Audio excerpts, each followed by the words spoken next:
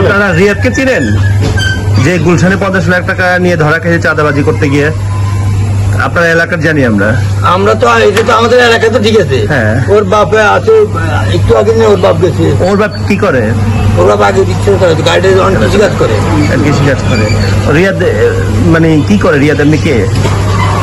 শুনছি আগে ঢাকাতে পড়ালেখা করছে, কোনো চাকরি বাকরি করে না। ও যে ঘরটা দিয়ে দিচ্ছে, এটাকে রিয়াদে দিচ্ছে ঘর? অনেকটা বলে না, আমি কি বলবো, আমি তো দেখতে সাত ফিরেছি।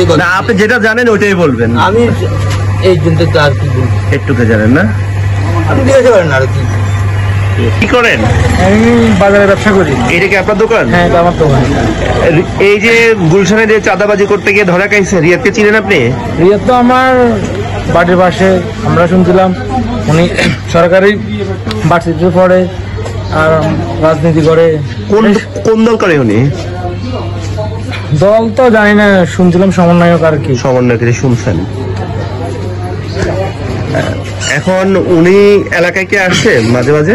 এলাকাতে আসছিল, বাড়ির কাজ চলতেছে, বিল্ডিং দিচ্ছে, ছাদ ঢালার কাজ শেষ, এখনো পুরোপুরি কাজ শেষ হয় নাই। এই টাকা কই পাইছে কিছু জানেন? এটা তো আমরা জানি না, শুনছি ঢাকাতে রাজনীতি করে শুনছিলাম। রাজনীতি করলে কি টাকা পাওয়া যায়? এটা তো জানি না, কিছু কিছু ক্ষেত্রে মানুষে হয় আর কি।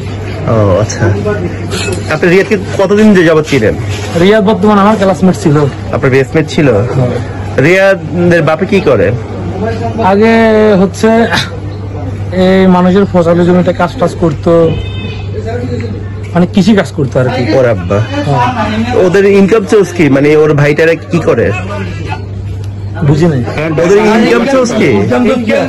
শুধু কৃষিকাজ? হ্যাঁ, কৃষিকাজ। কৃষিকাজ দিয়ে বাড়িতে বিল্ডিং দিতে ঘর করে যাচ্ছে।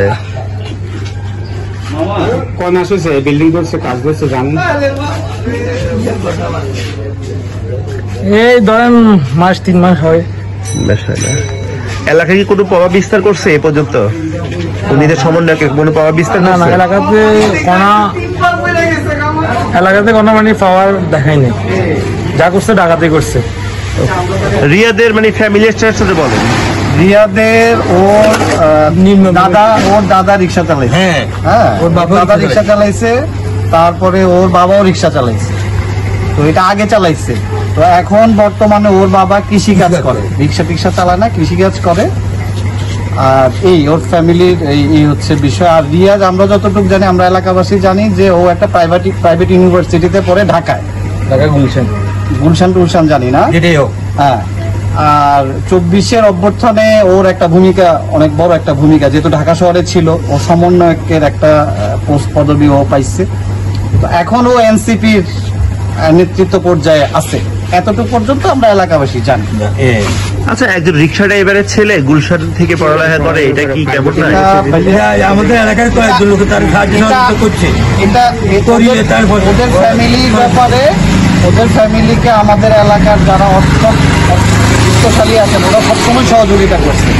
আবার রিয়াদ ছেলেটা কিন্তু মেধাবী, ও মেধাবী, তো সেই হিসেবে সবাই তাদের প্রতি একটা মনে করে ছেলেটা যেন একটু ভালো কিছু করে, সেই সহযোগিতাটা এলাকাবাসীর পক্ষ থেকে ছিল, সবসময় ছিল, এখনো আছে।